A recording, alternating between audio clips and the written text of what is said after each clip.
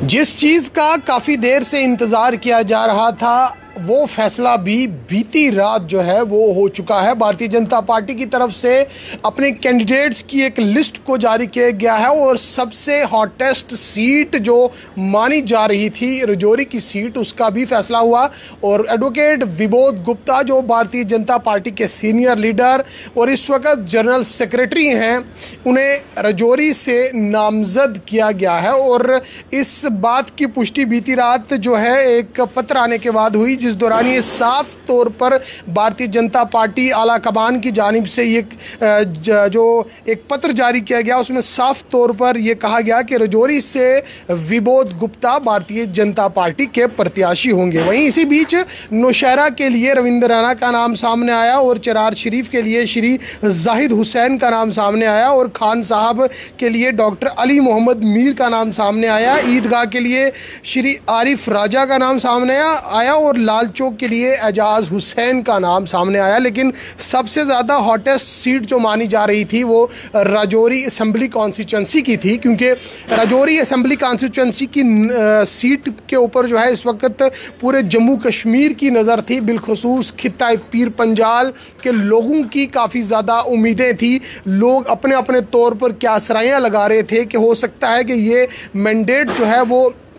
विबोध गुप्ता को ना मिले, दिनेश शर्मा को मिले, या दिनेश शर्मा को ना मिले चौधरी तालब को मिले। लेकिन बीती रात इन सारी बातों पर विराम लग गया और भारतीय जनता पार्टी ने अपना कैंडिडेट अनाउंस कर दिया। इस बीच एक और खबर भी निकलकर सामने आई थी कि नेशनल कॉन्फ्रेंस के एक सीनियर लीडर भी भारतीय जनता पार्टी को ज्वाइन करने वाले हैं और वो उम्मीदवार हो सकते हैं। सोर्सेज जो सूत्र ये जानकारी दे रहे थे कि नसीम लियाकत जो डीडीसी चेयरपर्सन है वो हो सकता है कि भारतीय जनता पार्टी को ज्वाइन करें, लेकिन अभी तक इस तरह की किसी भी खबर की कोई पुष्टि नहीं हो पाई है। लेकिन विबोध गुप्ता का नाम सामने आते ही राजौरी शहर में खुशी की लहर हुई और लोगों ने ढोल निगाड़ों के साथ विबोध गुप्ता का राजौरी में स्वागत किया। साथ ही साथ विबोध गुप्ता ने आज एक रोड शो को भी खिताब किया, जिसमें हज़ारों की तादाद में ना कहें लेकिन सैकड़ों की तादाद में लोग ज़रूर मौजूद थे और बिना मजहब मिल्लत लोगों ने इस रोड शो में शिरकत की। इस दौरान विबोध गुप्ता ने साफ तौर पर कहा कि ये मैंडेट पार्टी का मैंडेट है, लोगों ने वोट पार्टी को देना है और ये बिल्कुल भी ऐसा नहीं है कि ये किसी खास व्यक्ति को ये मैंडेट मिला हो। और विबोध गुप्ता ने ये कहा कि हमें ये कोशिश करनी है कि इस सीट पर जीत जो है वो दर्ज की जा सके और ये जीत कर जो है इस सीट को पार्टी की झोली में डाला जा सके। एक विशाल रोड शो जो हुआ आज राजौरी में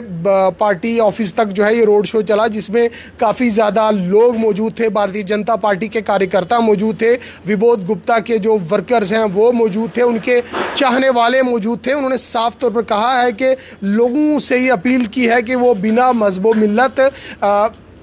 उसे कामयाब करें ताकि आने वाले समय में असेंबली में राजौरी की आवाज़ को उठाया जा सके। लेकिन सवाल ये है कि आखिरकार जो है राजौरी की ये जो हॉटेस्ट सीट का फैसला काफ़ी समय लगकर ही हुआ, लेकिन विबोध गुप्ता को ये टिकट मिली। लेकिन साथ ही साथ लोगों का ये भी कहना है कि कहीं ना कहीं जो है ये दो हिस्सों में कुछ वर्कर जो है वो तकसीम हो चुके हैं। लेकिन आने वाले समय में अब देखना ये होगा, दिलचस्प बात ये है कि कितने इंडिपेंडेंट कैंडिडेट्स सामने आएंगे, क्योंकि भारतीय जनता पार्टी की तरफ से विबोध गुप्ता प्रत्याशी हैं। वहीं इंडियन नेशनल कांग्रेस और एनसी का जो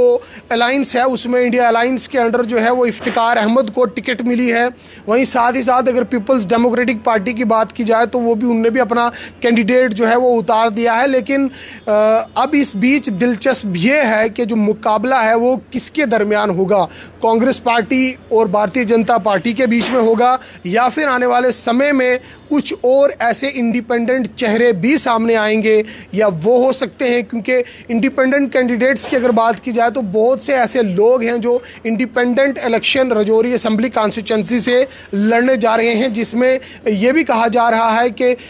मियां लुकमान जो है वो भी इलेक्शन लड़ने जा रहे हैं। साथ ही साथ अगर कोई कपिल शर्मा नाम से कोई व्यक्ति हैं वो भी इलेक्शन लड़ने जा रहे हैं। अगर ब्राह्मण समाज की बात की जाए तो उनकी तरफ से भी कोई व्यक्ति होगा जो इसमें असेंबली इंतखाबात में इंडिपेंडेंट कैंडिडेट के तौर पर इलेक्शन लड़ेगा। लेकिन भारतीय जनता पार्टी की तरफ से हॉटेस्ट सीट का फैसला किया गया और कहीं ऐसी बातों पर विराम लगा दिया गया, क्योंकि काफ़ी लोग इस उम्मीद में थे कि हो सकता है कि भारतीय जनता पार्टी की तरफ से पार्टी के ही सीनियर नेता चौधरी तालिब हुसैन को टिकट दी जाए। वहीं क्या सराइयाँ ये भी लगाई जा रही थी कि पार्टी के सीनियर लीडर और डिस्ट्रिक्ट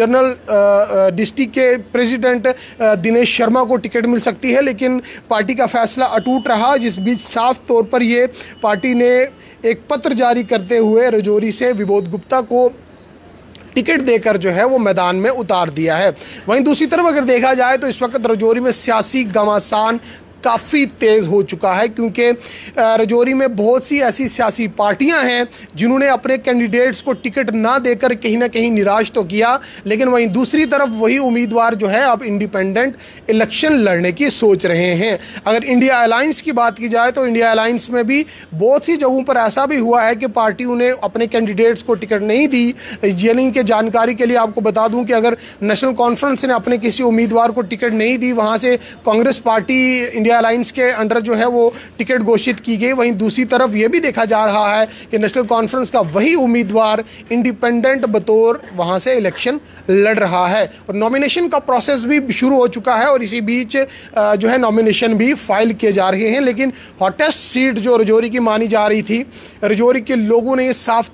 तौर पर उम्मीद जताई हुई थी। कुछ लोगों का मानना था कि विबोध गुप्ता को ही टिकट मिलेगी, लेकिन कुछ लोग इस उम्मीद में थे कि हो सकता है कि या दिनेश शर्मा या फिर चौधरी तालिब को टिकट मिल सकती है। लेकिन पार्टी ने अपना फैसला किया और विबोध गुप्ता को मैदान में उतारकर साफ कर दिया कि विबोध गुप्ता पार्टी के उम्मीदवार हैं। और विबोध गुप्ता के उम्मीदवार घोषित होने के बाद लोगों में काफ़ी खुशी भी देखी गई और आज एक रोड शो किया गया और विबोध गुप्ता ने साफ तौर पर यह कहा है कि ये मेरी किसी से कोई पर्सनल जो है वो रंजिश नहीं है, पार्टी का फैसला है और ये टिकट पार्टी की है और ये सीट हम लोगों ने पार्टी को जीत कर दिखानी है। और उन्होंने उम्मीद जाहिर की कि बिना मजहब मिल्लत लोग उनका साथ देंगे और आने वाले असेंबली इंतखाबात में उन्हें जीत हासिल करवा करके असेंबली में ज़रूर भेजेंगे।